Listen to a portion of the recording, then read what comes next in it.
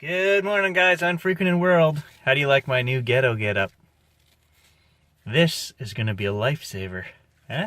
New gloves. Huh? We are ready to go detecting. Well, that's disappointing. I had saved a spot here. It was my great-grandfather's homestead, way back in the bush, nothing around. I didn't think there was any hurry to come here and detect this place. Apparently there was. I'll show you guys. Son of a beep. As freaking if. There's a four-wheeler trail that used to be an old road, goes up over that hill, and that was one of the roads they used to get in and out of here, I guess, back in the 30s. And right here, right in here was where the house was. And it's been gone for 60 years, but I knew where the trail was and I knew where the clearing was. Time to come up with plan B, I guess. So I have 4 more family properties out here that we can detect on, and we've detected on 3 of them. And my family was poor farmers back in the day, so it's not like we're gonna find anything really cool there. We would find, maybe some farming implements and buckles, things like that. But we're not gonna find coins, I wouldn't think, or anything like that. But I guess that's where we're gonna go. We're gonna try one of these spots or 2. So. Alright, so back in the field where I started my metal detecting career. This is the first place I ever swung a detector. There's quite a bit of a field here. This was my grandfather's, but there was a guy living here in the 30s, and I don't know what was here before that. Okay, so I don't know if you guys can see in here or not, but right in here is an old root cellar.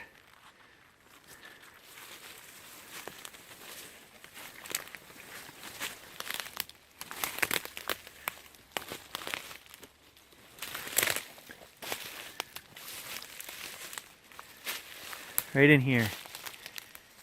So I've checked this out once before when I first started metal detecting. Didn't have a very good machine and I didn't have very good technique. So the story here is that this guy built a little shack with his family, and they were draft dodgers for World War II. They were hiding out here, squatting on somebody else's land, and this is where their shack was from the 30s. I have no idea what was here before that. But there is the field behind us, which somebody at some point cleared and was using. So we'll check that as well. Okay, we've actually got a signal here, guys. Well, I did warn you guys about bush sites. They can be not so interesting.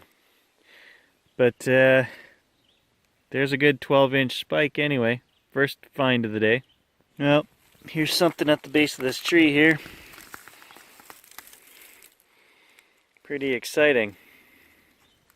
I may have documented this before, but I knew there was a battery in the bottom of this root cellar.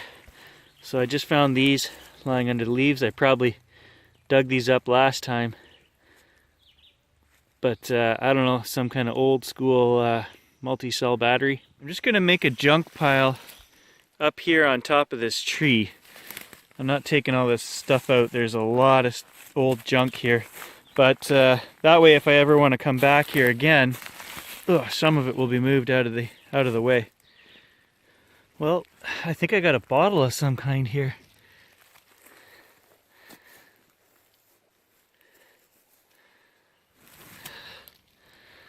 It's quite a ways down there.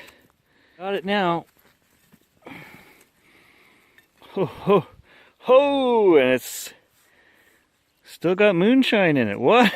It's intact. Must have a cap on it. Look at that.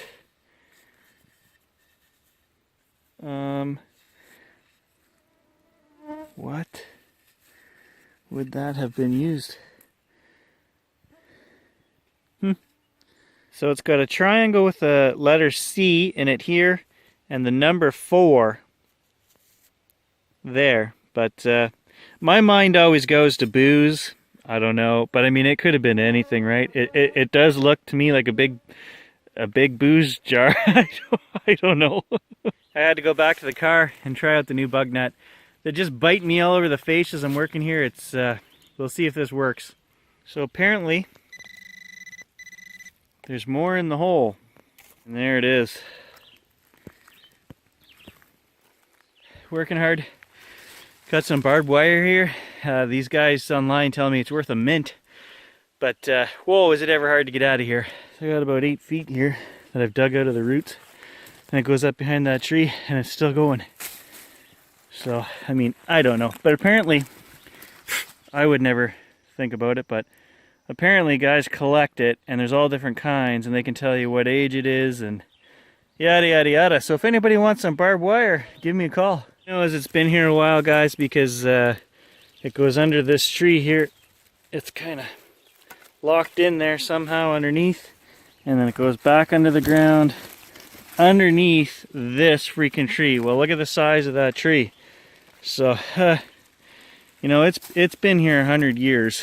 Not saying that tree's 100 years old, but that's how old this is. I know it. You know, 2 things about this barbed wire. It's still been sharp 100 years later. Probably gonna need a tetanus shot. And the second thing is it's staying here. I'm not breaking that out of there. Oh my God, that was tiny. That took forever to find. I was getting a good signal here, and I don't think this is what the signal was, but the pinpointer was going off.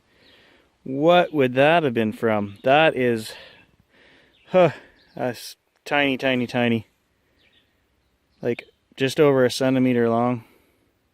Very, very fine. Looks like some kind of spring. Maybe at one time. Well, a little triangle. Don't know what that is. That came out of the same hole as the spring. I think that's what was giving me the good low 80 signal. Old wire.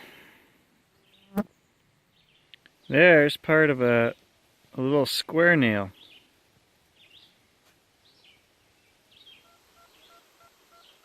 First, what I would call a good signal. And even then it's still bouncing around, but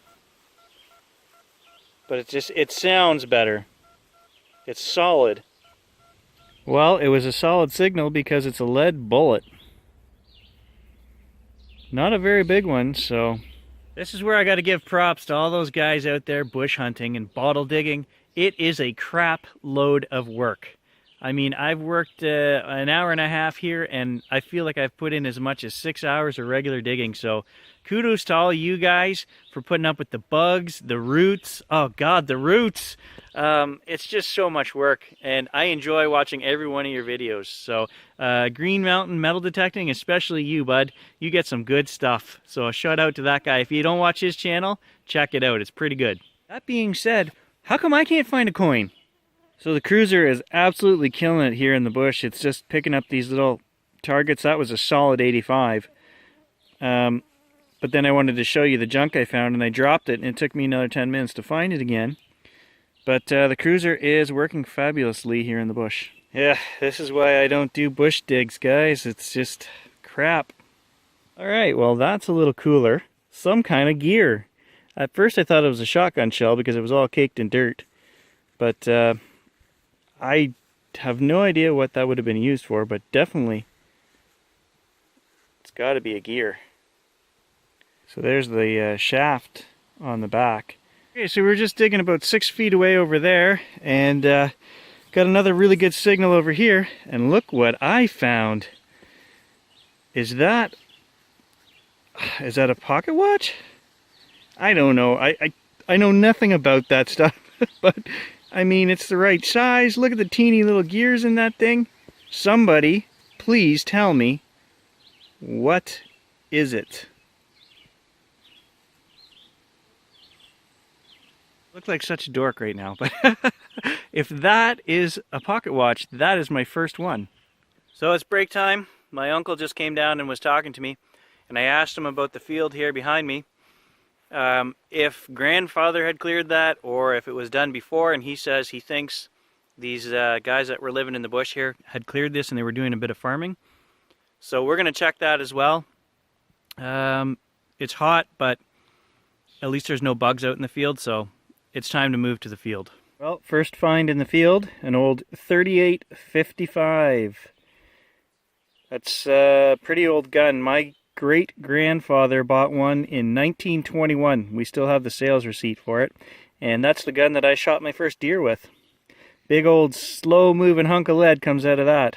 But anyway, it's looks like some kind of pegging. This would be flat with a peg right here through the middle of it. And it's just been folded over and snapped off. I don't know what that would have been for.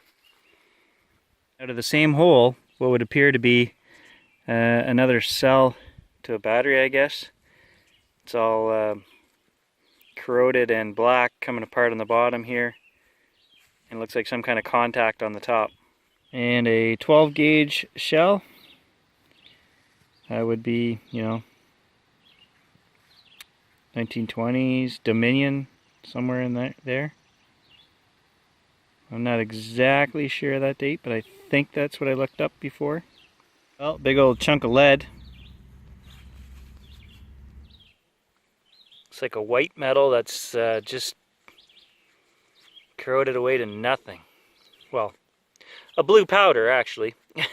Originally I thought it was part of a hub, maybe for an axle, but not sure on that. Call it for today, guys. I was wrong about the bugs. They are just as bad out here in the field, so I guess it's just that time of year, and we're not going to get away from them for the next month anyway. So anyway, thanks for watching, guys. I'm sorry it was a little boring. Like I said, the bush hunts just don't get as good as stuff, but thanks for joining me, and we'll try again tomorrow. Don't take any chances with old rusty barbed wire, guys. A little antibiotic plus pain relief and a Yoda Band-Aid. I should recover.